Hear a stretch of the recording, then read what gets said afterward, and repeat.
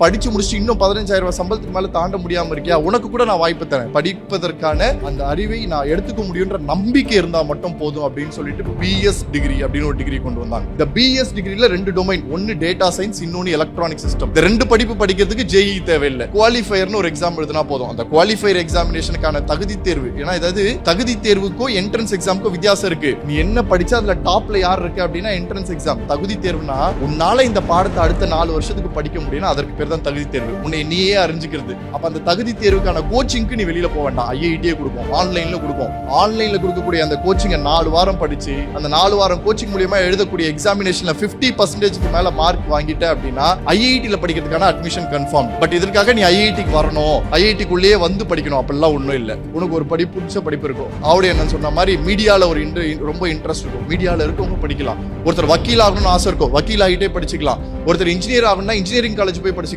மெடிக்கல்ல போகணும்னா மெடிசன்ஸ்க்கு போயிட்டே படிச்சுக்கலாம்.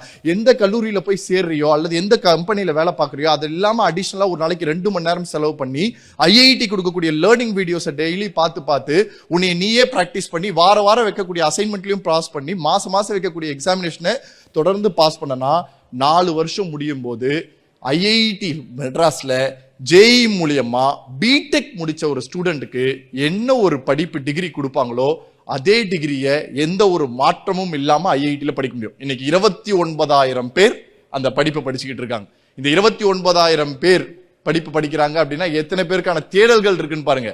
அதுல இந்தியன் அட்மினிஸ்ட்ரேட்டிவ் சர்வீஸ்ல இருக்கக்கூடிய ஐஏஎஸ் ப்ரொஃபஷன்ஸும் இருக்காங்க, ஐபிஎஸ் ப்ரொஃபஷன்ஸும் இருக்காங்க, எம்பிபிஎஸ் ப்ரொஃபஷன்ஸும் இருக்காங்க, ஐஆர்எஸ் ப்ரொஃபஷன்ஸும் இருக்காங்க, மீடியா இண்டஸ்ட்ரியில இருக்கிறவங்களும் இருக்காங்க, நார்மலா இருக்கக்கூடிய கவர்மெண்ட் பொசிஷன்ல இருக்கக்கூடியவங்களும் இருக்காங்க, பெரிய பெரிய காலேஜஸோட பிரின்சிபல்ஸும் இருக்காங்க, நிறைய கம்பெனிஸோட சிஇஓஸும் இருக்காங்க.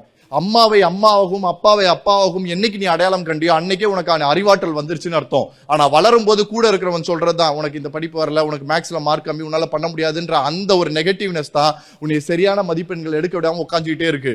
இன்னைக்கு நீ முயற்சி பண்ணி உன் வாழ்க்கையில மாற முடியும்ன்றதை யோசிச்சு முன்னாடி வந்த அப்படின்னா இந்த உலகம் உனக்கான பாதையை காட்டும். அந்த பாதையில நீ யாருன்றதை ஜெயிச்சு காமிச்சனா இந்த வாழ்க்கையில ஜெயிக்கிறதுக்கான வாய்ப்பு கிடைக்கும். என்ன வாழ்க்கையில ஜெயிக்கிறது? எடுத்து பெரிய மகுடமோ விருதுகளோ வாங்குறது அதெல்லாம் கிடையவே கிடையாது. ஒவ்வொரு வருஷமும் நீ பிறந்ததிலிருந்து இன்று வரை உனக்காக வாழக்கூடிய உன் தாய் தந்தையர்களுக்கு சம்பாதிக்கிற எல்லாருக்கும் இருக்கக்கூடிய ஆசைதான் அப்பா அம்மாவுக்கு கூட்டு போய் ஒரு நல்ல ஹோட்டல்ல நல்ல சாப்பாடு வாங்கி தரணும்னு. கல்வின்ற ஒரு ஆயுதத்தை மட்டும் கையில் எடுத்து அந்த வெற்றியோட பதிப்பை எதிர்கொண்டு அந்த படிப்புல ஒரு ஜெயிச்சு காமிச்சு நீ போய் அந்த வெற்றியை சொல்றதுக்கு முன்னாடி இந்த உலகம் உங்க அப்பா அம்மா கிட்ட போய் நீ வெற்றி அடைஞ்சிட்டா அப்படின்ற அந்த வார்த்தையை சொல்லும் போது அந்த சந்தோஷத்தோட அதே அப்பா அம்மாவை கூட்டிட்டு அதே ஹோட்டல்ல போய் உட்காந்து அப்படின்னா அவங்க மெனு கார்டு எல்லாம் பார்க்கவே வேண்டாம், ஒரு கிளாஸ் தண்ணி எடுத்து குடிப்பாங்க பாருங்க. அந்த தண்ணி இந்த தொண்டைக்குள்ள இறங்கறதுக்குள்ள என் புள்ள பொழைச்சிப்பான்லன்னு அவங்க மனசுக்குள்ள ஒரு எண்ணம் ஓடும் பாருங்க. அந்த எண்ணம் இந்த உலகத்தில் நீ அவர்களுக்கு கொடுக்க வேண்டிய சிறந்த மகுடமாக இருக்கும் அப்படின்றதுல கொஞ்சம் கூட மாற்றமே கிடையாது.